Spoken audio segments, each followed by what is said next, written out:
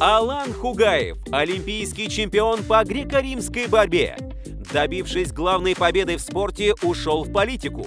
Полностью поддерживает российских спортсменов, решивших выступать на Олимпиаде под нейтральным флагом.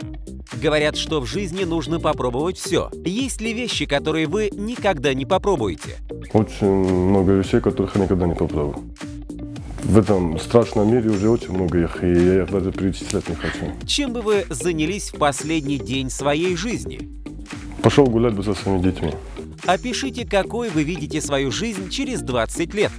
Я его вижу на кресле качалки возле камина со своими детьми и внуками. Чего вы боитесь? Одиночество. Если бы вы могли стать невидимкой, куда бы пошли? В Кремль. Хотел бы понять, что происходит вообще у нас в России. Оказавшись перед Богом, что сказали бы ему? Извинился бы за все свои грехи. Какие 3 вещи вы бы взяли с собой на необитаемый остров? На необитаемый остров нож, зажигалку и мыло. Какой самый интересный комплимент, который вам в жизни делали? Мне комплименты вообще редко делают, не знаю, я их не помню.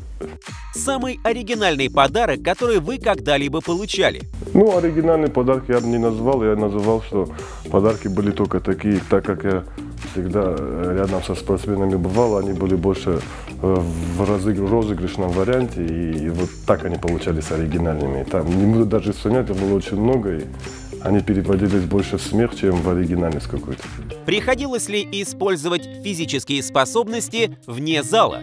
Ну, бывали моменты, что где-то пришлось кого-то поддержать, где чуть-чуть слабый уступал сильному, или где-то справедливость чуть-чуть отставала от несправедливости. И пришлось чуть-чуть вмешиваться в эти ситуации. Стали бы вы дружить со своим двойником?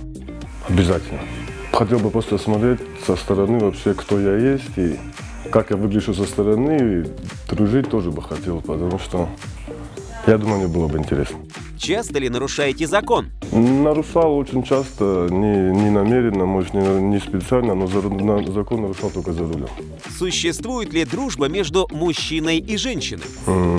Я точно не знаю, но у меня не было такой дружбы, я в нее не верю. Поехали бы на Олимпиаду под нейтральным флагом? Обязательно. Потому что я всю жизнь трудился, и сейчас из-за каких-то личных кого-то проблем я бы не хотел, чтобы мой пот зря просто так пролился. Самые непонятные для вас виды спорта? Не, ну как бы человек уважает все виды спорта, но 2 спорта, которых я не понимаю, это кёрлинг и бадминтон. Самая нелепая сплетня, которую вы слышали о себе? Самая нелепая сплетня — это то, что я на каких-то соревнованиях купил схватку. Соблюдаете ли режим вне спорта? Да, потому что без этого я себя чувствую грязным человеком. Когда последний раз ездили на маршрутке? Тут вы меня заломали. Я ездил лет 5 назад, но не в России. Очень классно. Почему борцов тянет в политику? Борцов не тянет в политику. Борцов очень много, и я бы не сказал, что они все в политике. Просто кто-то там оказывается, а люди почему-то думают, что все борцы идут в политику. Но они туда не все идут.